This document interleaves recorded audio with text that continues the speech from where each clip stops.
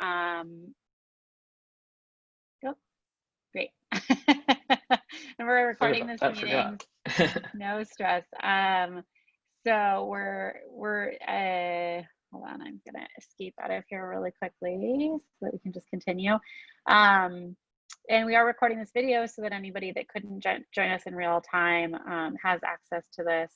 It's really important for us that, you know, everyone has the same ability to check into what we're working on going forward. Want to note that as you have questions over the course of kind of the prepared presentation and slides, please feel free to just put them in the chat kind of that you see on your screen. And then also, you know, after I've gone through roughly the 20 minutes that I've prepared, happy to answer any and all questions that I can about kind of what I'm presenting in terms of things that you should probably be considering just post-COVID and working for yourself or looking to monetize yourself. But happy to answer those as they're in the chat or as you just kind of unmute yourself and come into the conversation. Just giving you a little bit more context on myself beyond being the CEO and co-founder of Lance, you know, former freelancer, still consult here and there for companies and or coach people. I'm actually the daughter of refugee artists. My parents came over from the Czech Republic during the communist regime, so had to escape. And so I'm first gen. You would never think it given my very SoCal accent, but that's my experience, and having parents with, you know, heavy accents and all that comes with that. They're also artists, having been trained as artists. So I grew up in a household full of paintings and sculptures, but also the lack of business savvy that comes with that. So everything that I learned, I very much learned on my own. And with the good fortune of going into a good school and developing a great network of, you know, professional mentors. So with that, you know, I'm just going to kick it off. I think that it's relevant for us kind of in the midst of COVID and protests and just kind of general craziness across the country, just to do a level set in terms of what kind of financial aid is available to freelancers and people that have their own businesses or are responsible for bringing in their own income. Wanted to go over kind of what makes these different financial resources available to you, forgivable, where there are grants and loans available, how to employ or how to file for unemployment, because I think that this is the first time that a lot of people are starting to apply for this, having never done it before. So it's a new experience. And then wanted to talk through July 15th tax filing. I'm going to go through fairly quickly because I think that there's kind of a lot of conversation about all of that, but maybe kind of just make some clarifying points around it, because you've probably been hearing a lot from family and friends and different people. So just kind of synthesizing it, making sure you have the right grounding in it, and then wanted to spend a little bit of time just on setting your business goals for the rest of 2020. I did a webinar earlier for our community of freelancers, kind of also talking about setting rates and stuff like that. So I will just, you know, note kind of some of the conversations there in terms of the business goal setting. But so it'll be a really tight, but hopefully super productive use of your time. And then again, you know, there'll be a lot that you may want to take notes on, but we'll have this recording and the deck, you know, shareable with all of you. Apologies, my dog is just getting settled in the background. So it's a little distracting, but he may move again. So in terms of your financial aid options that are available today to you as a freelancer or somebody who is your own employer, your options are basically three things. If you are both underemployed or unemployed. One is the unemployment or insurance, unemployment insurance benefits that are available through your employment department that's local to you in your state. And PUA, which is something that a lot of people have been talking about and confusing with unemployment insurance benefits. That's the Pandemic Unemployment Assistance Program. Those two options are something that actually support one another. So your first course of action, if you are underemployed or unemployed right now, based on kind of your typical situation, is to go to your employment development department and file for unemployment or underemployment. Just tell them, I'm not making what I typically make, you know, here's the information about me. What they will do, as a system that's been around for decades at this point, that hasn't really been updated since the 1970s, is that they're going to first try to figure out if they can find any recent W-2 forms for you. So if you are somebody who has been employed to some degree, has filed a W-2 with an employer, then they will most likely immediately kind of make you accessible or related to unemployment insurance benefits, and it'll be tracked back to the W-2 income. Now, if you're like most people at this point in time in the workforce, that is not your whole income. So it's important to then kind of reapply to them and say, yeah, that's great, you found one of my W-2 forms, but I actually had more clients than that I have 1099s for, or that I have documented in some way. And that might take some time, but we are seeing those kind of adjustments being made. They're different by state, but it is happening. And it is something that is typically, you know, there's a greater chance of you getting that filed under just directly unemployment insurance benefits if you have some sort of W-2 in the last 2 years.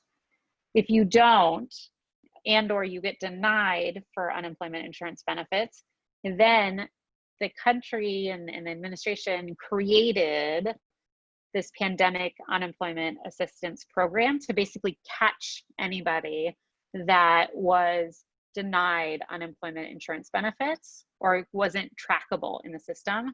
So the point is, if you get denied by UI benefits or by your EDD office, then you can automatically apply to PUA and say, hey, I was denied, let's figure this out. Here's all my documents, bank statements, 1099 forms, and you should be approved for them. It's just going to take the same amount of time for them to process you through, but then that's your greater chance of getting the benefits that you're entitled to. So I just wanted to flag that as kind of the first layer, is to go to your EDD office and apply for the UI benefits. And then if you get denied there, or they're incomplete and they're not able to address it in the system, then you are you can go ahead with PUA. If you're accepted at the first kind of EDD UI benefits level, then you don't need to worry about PUA. If you need more information about this, we've created a resource page on justlance.co/COVID-19. You have all the contact information there and the website information that you can apply through. The second option that you have is to apply for the SBA EIDL loan, EIDL. There is both a grant and a loan component to that. The grant at one point was $10,000. All of a sudden the government realized, well, we can't really scale that across the country. So let's actually make it $1,000 per employee. So if you work for yourself, you can get a forgivable grant of $1,000, and you may be approved for additional amount of a loan. And then that loan, anything above the $1,000, it has an interest rate of 3.5% and is repayable over 30 years. We're seeing most people as freelancers just get approved for the $1,000 and not an additional loan. So just flagging that now. The EIDL loan had been maxed out with the first kind of CARES Act, and then it was re-upped a bit. So it's worth kind of looking at that, seeing it. It had reopened, then it had closed out, and now it's kind of reopened again. So it's in and out. So I would say it's worth checking back into the system to see kind of they're opening and closing it.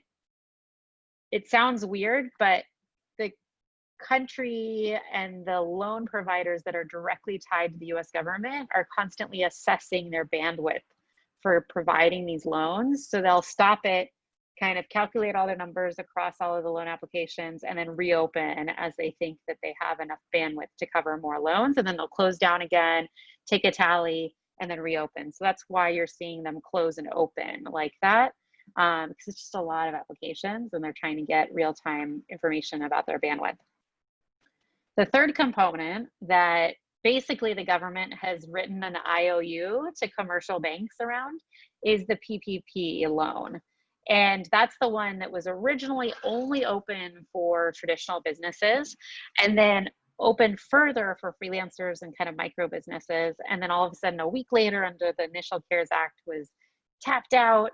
And then you saw the second CARES Act come in, it got re-topped up. And then you also saw businesses kind of give back the loans that they were approved for. So this happened with Shake Shack and a number of other companies where they were like, just kidding, we don't need the money.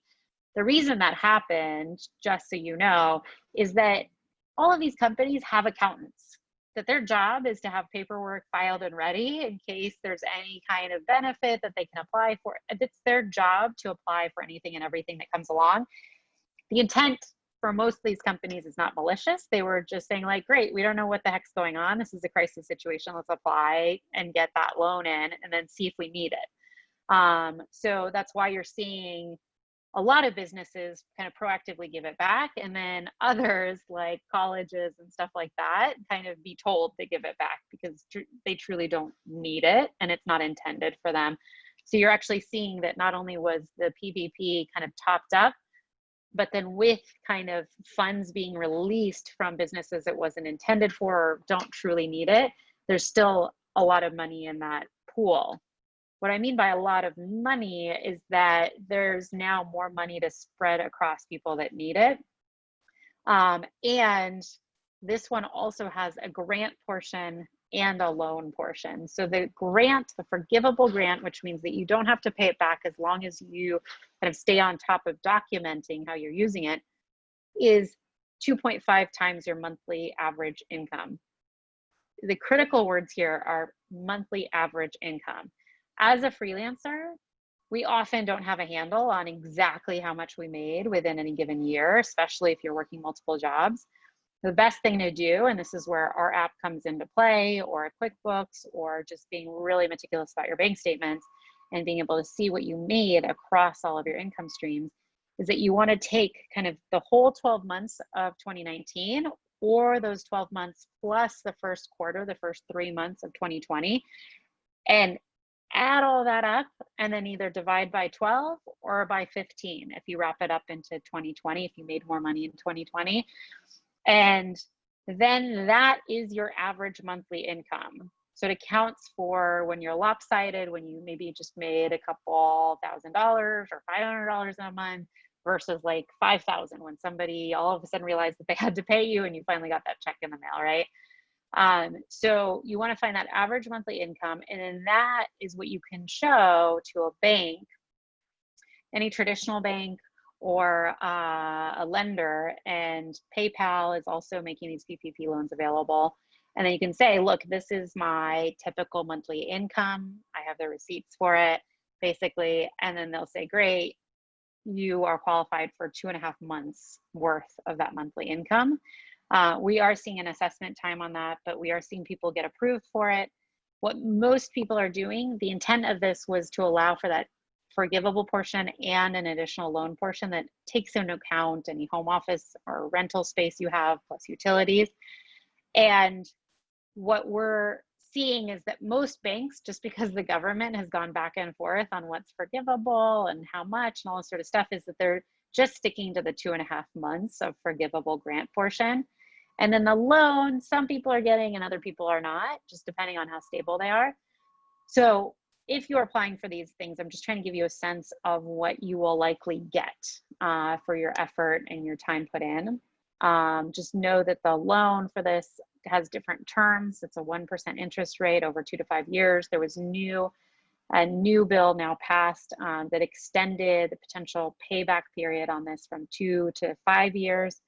There's also other conversations happening about any amount under 150K being forgivable, not just that 2.5 times your average monthly income. Don't stress that. Just this is the clearest way to think about these things. And I just wanted to run through it so that you knew what your options were. In terms of making these things forgivable, just know the intention. There's a lot of little nuances and specifics about all of these options. The most important thing to know is that the intention of all of this is to just smooth out your income and try to get it as close as possible to 2019 average monthly incomes. So however you patch together your unemployment insurance or your PUA along with your EIDL and your PPP and any current client work, just know that as long as you can show that it brought all of that brought you back to consistent monthly incomes that were similar to or the same as 2019, that is what you want to be able to show. They're all puzzle pieces meant to try to make you as whole as possible. So if you can do that, calculate your monthly number, and then maybe even set up a separate bank account to just dump all of these funds in whenever you get them, and then pay yourself a monthly average income. That might be the best way to go about it if you don't want to, fool around with a spreadsheet or something like that. Just know yourself and know the best way to kind of allocate these funds for yourself. These are really important in terms of these guidelines in terms of actually filing for unemployment. If you are going to get unemployment insurance or PUA, it's really, really critical to understand that you are inserting yourself into a system that is assuming you are a 9-to-5 full-time worker. Just know that going into it and operate in that way. So what I mean by that is I have talked to countless freelancers at this point that say, I worked 5 days this week. And I say, great, how many hours did you work each of those days? Well, I worked an hour or two. Okay, you did not, by the system that is entering in for your unemployment benefits, work 5 days a week. You worked maybe a day or two tops if you were working 2 hours each day, right? Because then you're saying you work somewhere between 5 and 10 hours in that last week. And the EDD system assumes that you are working an 8-hour day. So it's then the way you want to apply for the unemployment benefits is as if you worked 1 day out of the 5, if you worked a collective 8 hours within that week. It's really important to know to consolidate your hours into an 8-hour day and then report on the number of days in that way that you worked. The second thing I would say is that just treat this like a weekly side hustle. If you're applying up to these financial programs, just mentally, it's going to be a lot easier if you kind of assume that it's going to be a side hustle that requires an hour or two of your time on a weekly basis and that you are going to be compensated for that 1 or 2 hours. And just set yourself a calendar reminder to get that stuff done. It'll be that much easier not to forget it and to actually get that type of payment. The third thing I would say is only please, in our opinion, report once you get paid for work. Not when you sign contracts, not when you're actually working, but when you get paid. We say this just having been freelancers ourselves and knowing that often you do work and then you get paid, maybe a deposit up front, but then more typically people kind of languish out there and might pay you back in 30 days or something, some cases 120 days out. And the EDD system assumes that you are basically getting a paycheck every 2 weeks, at the most every month. And so if you're a freelancer and you're uncertain about when you're going to get paid, just only report from when you get paid going forward. So if you typically make $1,000 a month and you're doing contract work, you're not getting paid in that moment, but then you get paid that $1,000, say July 1st, then you would then track that those next 4 weeks you have been paid and are working. Just things that I'd like to note just for everybody's usefulness and entry into the EDD system. In terms of the July 15th taxes, instead of having your taxes due April 15th, now we all have them due July 15th. If you are a sole proprietorship, just working for yourself, not an LLC, all you have to do is file your personal income taxes. You can easily do that through TurboTax. Have to do that federally and in state. And if you, for whatever reason, are uncertain about how much you're going to owe, one, you can look at our app and it'll give you an estimate. But then in addition, you can always file for an extension until September. You just have to file that extension to not have any sort of penalties assessed for you. If you are an LLC, you are required to file a quarterly tax estimate. Most accountants just do a big fat zero and then do your taxes on an annual basis. You still decide if you're an LLC whether you want to get taxed on a sole proprietor or S Corp basis. And if you do decide you're an S Corp and that's what you file for, then you can extend your filing till October, so a month out from kind of that September extension for personal taxes. This is if you are just an LLC. The final thing I would say is that there's a lot of people still waiting for stimulus checks. We have been seeing those come out. The fastest way to ensure that you get those out is that you filed your 2018 and or 2019 taxes. You can do either or, but that way the government has your direct deposit information and you can just get it directly deposited. It happens overnight for a lot of people. And you just have to have that filing information. You can check on the irs.gov website if they have your information, and then move forward on that. In terms of setting your business goals for this coming year, just a few slides on this, I just wanted to highlight that what we're seeing is that rates are not dipping a ton for 2020 in this year. And in fact, rates have grown over time. And when I say rates, I mean the client rates that you're charging on a massive scale have not dipped, and they've actually grown over the last 2 years. So as you're thinking about assessing kind of where you want to be and what you want to be charging, some of you may be on platforms where you have less of a choice in the matter. But I would encourage you to kind of stick with your kind of projected rates for this year. Check in with at least 5 people in your space to see what they're also charging. And I think the better point about all this is actually to be more thoughtful about how you're messaging the value that you're giving your clients. Just like you would in your job with your manager, you would talk about everything that you're doing and how resourceful you're being throughout the day. Apply that same logic to your clients, and how much they're gaining from your skill set, your speed of use, if you're willing to work kind of late at night or over weekends or something to get the job done. That's all useful. Set boundaries about it that make sense for you, but also highlight it if you're willing to hustle on different things. That is worth kind of you sticking to your rates and or charging a premium even. In terms of kind of getting more of a grounding in that, I would also do a couple of things. Just take a look at your money, your expenses, what you need to be making to continue, paying rent, paying for groceries, all that sort of stuff. We sometimes avoid that as things get tight, and it just, it becomes more of a struggle. So there's a sense of relief as I've talked to people in just taking a look, settling in, and realizing what you need to do to go forward. There's also value in thinking back in terms of what did you do in 2019 or early 2020 that you really enjoyed, anything positive that you did that you'd like to repeat in the next 6 months. And then finally, apply kind of a 60-30-10 mentality to how you're working. What I mean by that, and I'll give a personal example, when I was working in PR and marketing, I thought about different ways to monetize myself across skill sets. So 60% of my work and my effort was applied towards retainer clients. So people that I could charge a couple $1,000s towards $10,000 a month to. And that was where I put the bulk of my effort in terms of executing well on that work, marketing myself, that I had space available for another client or something like that, because that was the most stable portion of my work. It was something that I could do really well. I knew how to monetize and was consistent. And then the 30% was actually where I got creative and saw that there were a lot of startups that needed PR and marketing help, something that I had done regularly. And then I marketed myself to venture capital funds and said, hey, you've got a lot of startups. They don't have a lot of bandwidth for 5 to 10K retainers on a monthly basis, but what they do need is help in PR and marketing.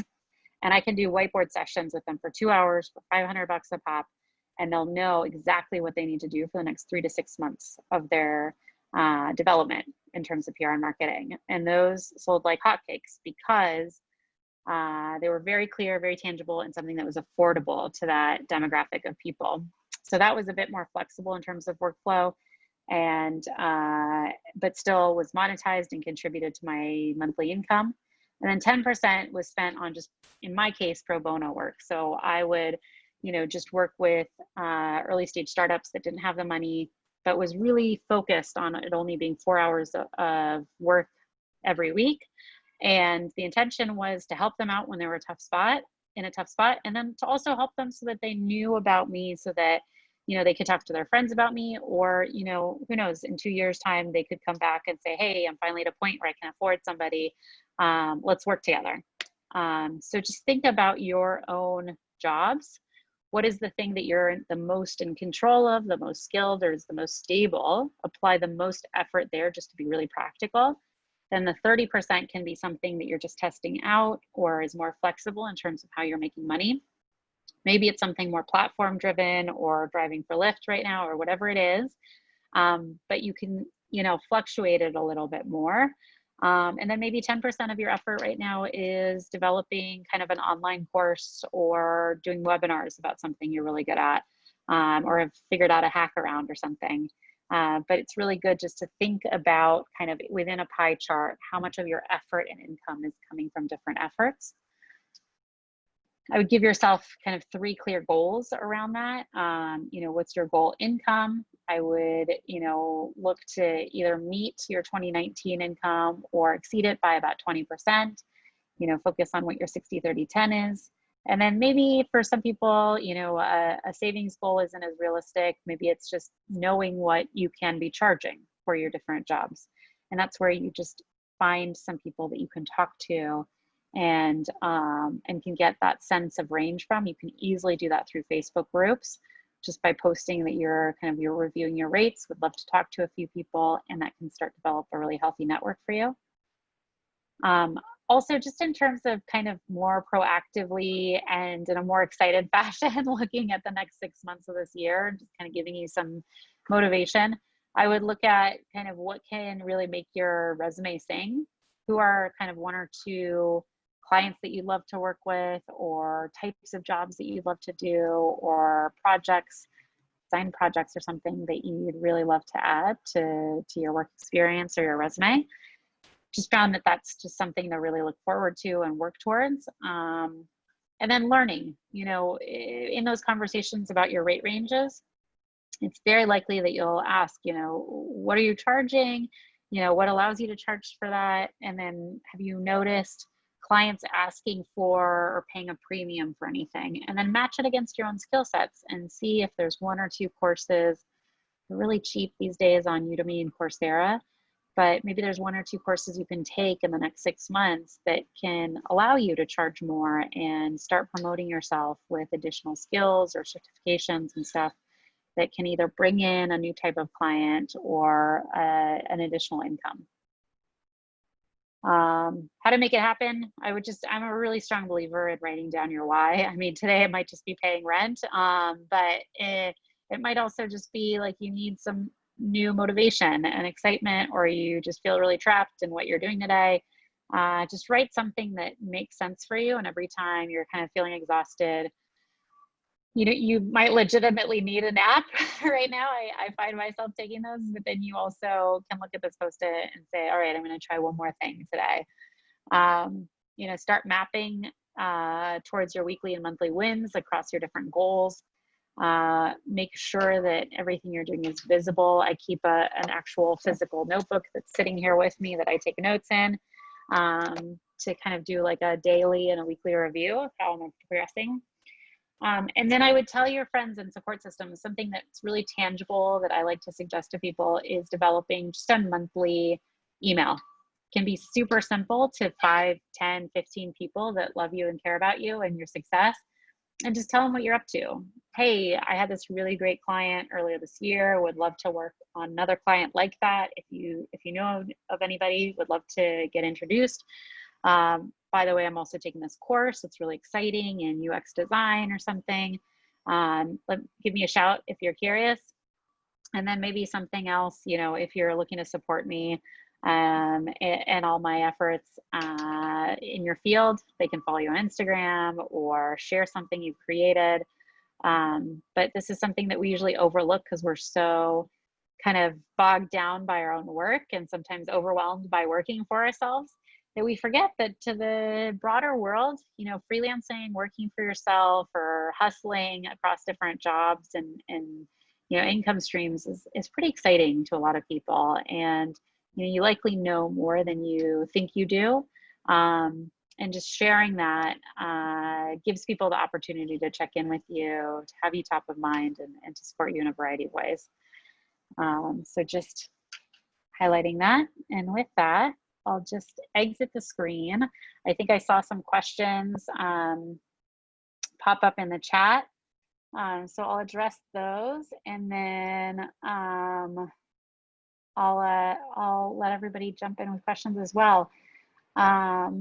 So there were some questions about LLCs as well. Just so you guys know, I have a philosophy, and this is in no way meant to pressure anybody, because we do offer LLCs, you know, completing them for people. But I do think that we're just getting to a point in time between the California legislation, New York and New Jersey legislation, that probably within the next 5 to 10 years, just everyone's going to have an LLC, because there's so much pressure being applied from politicians, for better or worse, that they're trying to define what it means to be a sole proprietor or an LLC, what it means to be a client versus an employer who takes care of benefits and everything.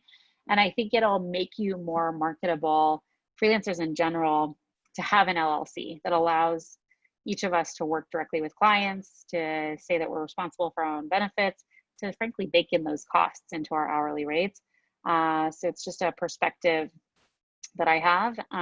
You know, happy to talk about it more, but I do think that just from kind of a personal ground setting perspective, if you have been asked if you have an LLC, if you're making, you know, close to 100K, you know, we see most people making 50 to 75K are kind of at the best point of considering converting to an LLC, because you're tracking towards additional tax benefits by having that.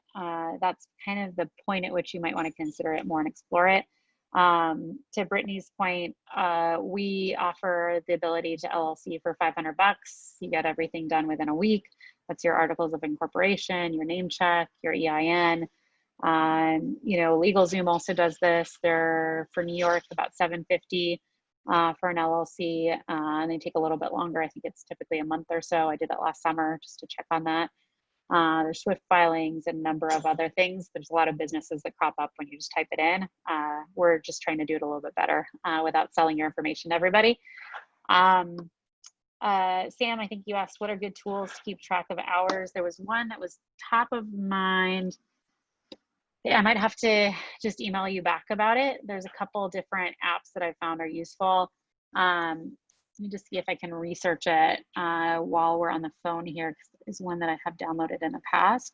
But I'll circle back to that. And then you also asked a question about with remote working, does the location of what home office you work out of make any difference when July 15th tax times comes around?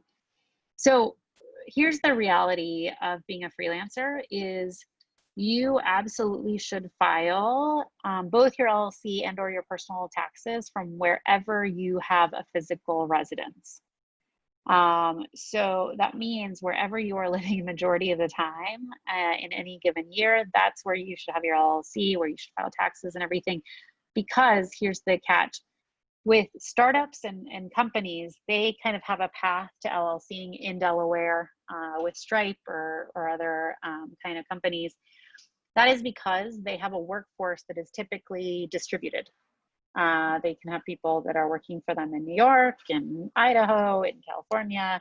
You know, part of my team is international in Israel and Tel Aviv. Great tech team, as Sam and Brian have met. But that is what allows you to file in Delaware and then pay taxes through Delaware, and then account for any tax differences if your headquarters are in a different state.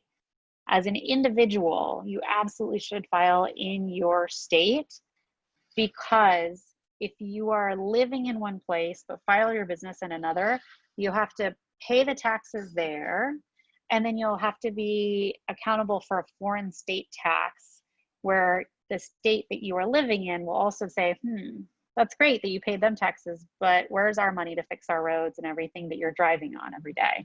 So you end up maybe saving money by filing in Delaware for, you know, very little, But then every year you have to file an additional state foreign tax, which is a headache at the end of the day and ends up being the same cost. Doesn't really end up helping you tremendously.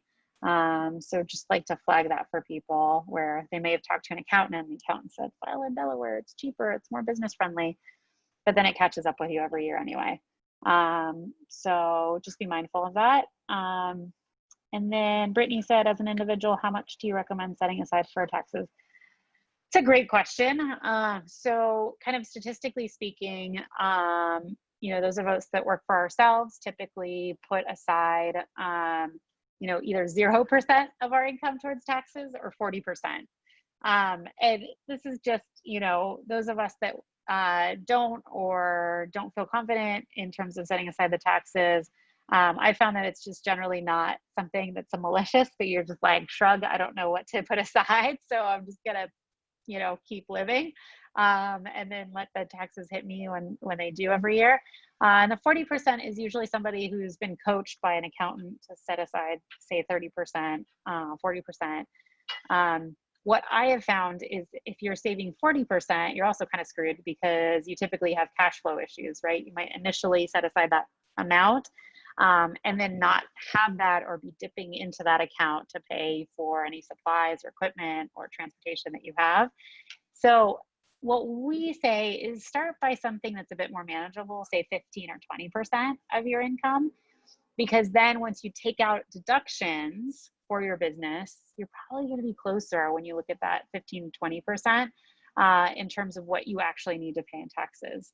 The other thing you can do is just download our app, and then we already kind of pre-sort all of your expenses into your personal and your work life. And then we give you kind of a rolling tax estimate in terms of what you should be setting aside. We'll set up automated withholding soon.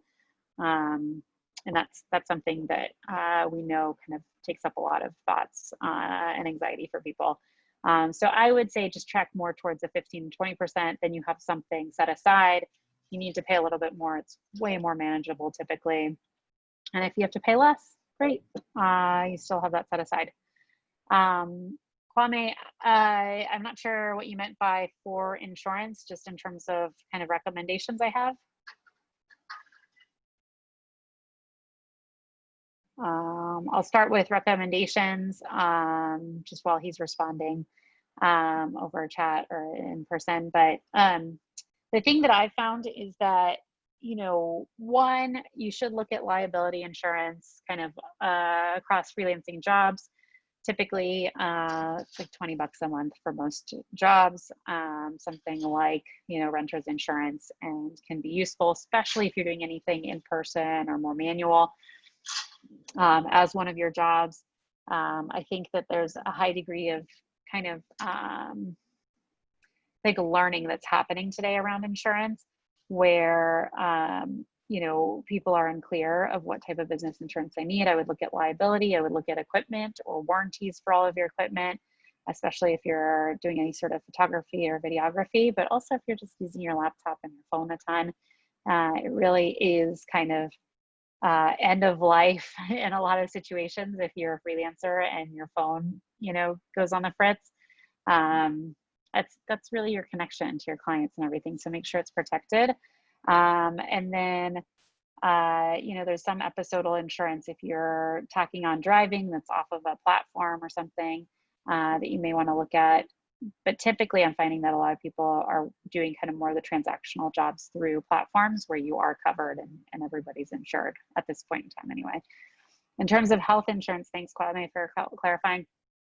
So there's platforms like Catch or Freelancers Union and stuff where they suggest and or do kind of a feed into a health insurance. We don't do that today, largely because, and this is where I'm going to knock them a little bit, but the insurance right now that's provided by any of these is kind of the general TriNet insurance that WeWork offers and stuff too, where you can just go sign up for it as an individual anyway. So I haven't yet seen any real value through any of kind of the freelancer platforms, whether it's Catch or Freelancers Union or whatever. If I'm wrong, I'm happy for somebody to correct me. I just haven't seen it yet. So I think you're generally just better off going to one of the covered healthcare websites, just the government issued.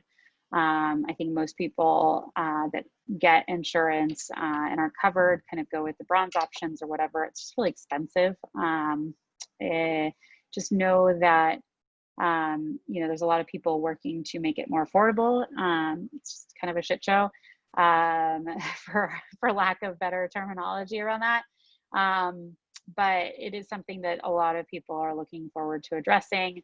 I know personally that several healthcare providers have reached out to our company and are looking to provide better solutions and more distribution for individuals. They just haven't gotten there yet. So, you know, I would just suggest that you get yourself covered. It is something you can write off in part on your taxes. So make sure that you know that and account for it. It's like retirement savings. You know, you're putting that money aside for savings and for your healthcare, but part of it is tax deductible. So it brings down kind of your tax bracket and or gives you more of a refund potential. Brittany said, if you're making less than 100K as a freelancer, is it still better to get set up with an LLC to be able to properly account for all eligible deductions, or does it matter? So you can always account for all eligible deductions just by keeping track of it, either through an app like ours or through a spreadsheet. Just have to be more diligent about it. The real benefit tax-wise for an LLC is more so that as you kind of head towards six figures, so let me back up. The real value of LLCs is threefold. One thing has never changed. Supposedly it's supposed to cover you liability-wise, right? If somebody were to ever kind of come after you for your financial assets, you have to have a business account set up as soon as you set up an LLC and get paid into that bank account and then pay yourself from that bank account into your personal financial account. What that means is that if anybody were to ever come after you as a freelancer, all they could ever kind of hopefully get from a lawsuit or something like that is whatever is in that business bank account, not in your personal assets, not your home, not your car, or whatever else, only the money that's held in that bank account. So that is something that has always existed and continues to exist.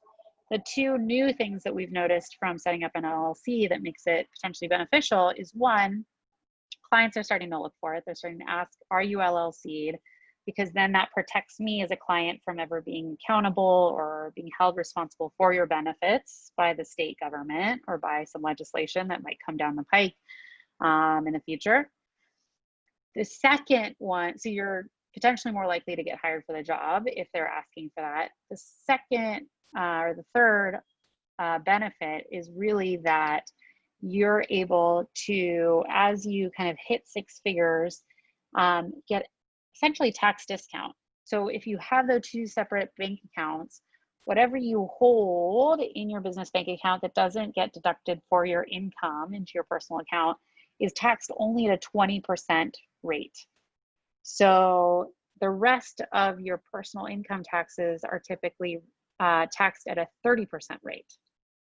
So the 20% versus the 30% essentially means that with your LLC funds, you get a 10% discount in your taxes.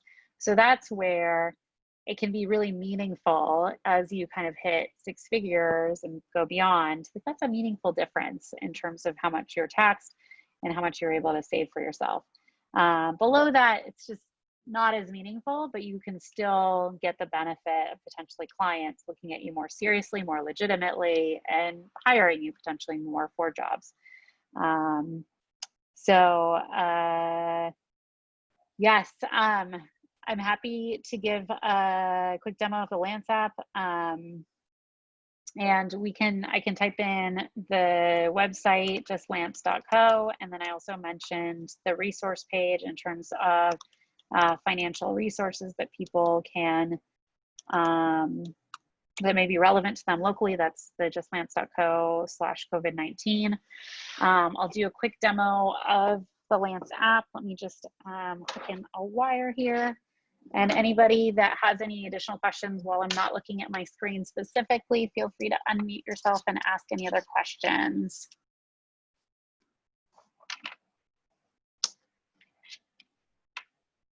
or not. Apparently I've answered all of them.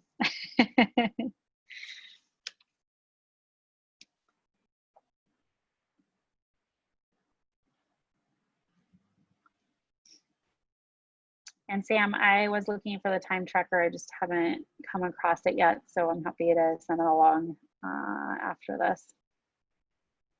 Ooh.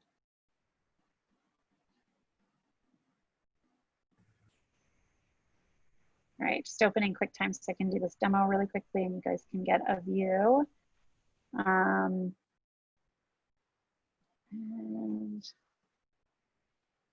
just pulling up my phone for you guys so you can see the screen.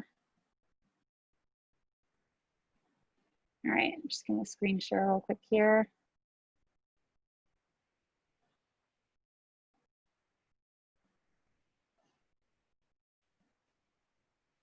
All right, oh, for some reason my phone's not showing it. Sorry about that.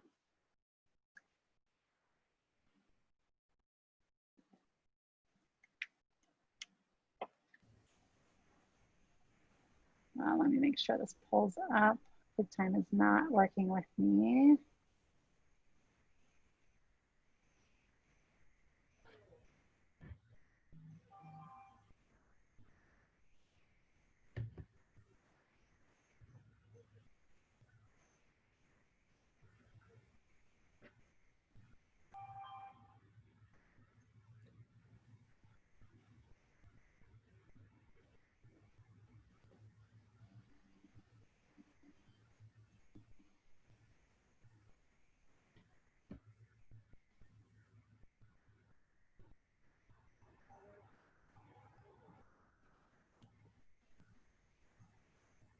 So give me one more second here.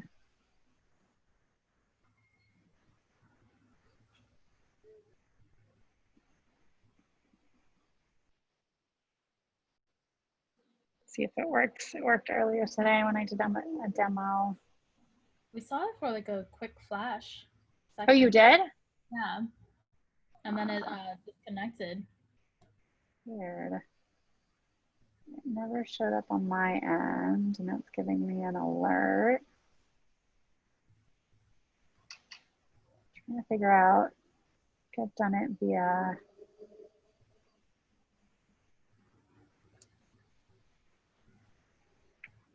Maybe I can do this. I've been trying to do it via QuickTime, but maybe I can just do a screen share versus via the just the cable. Oh, perfect. You guys see it now? Yep. Perfect.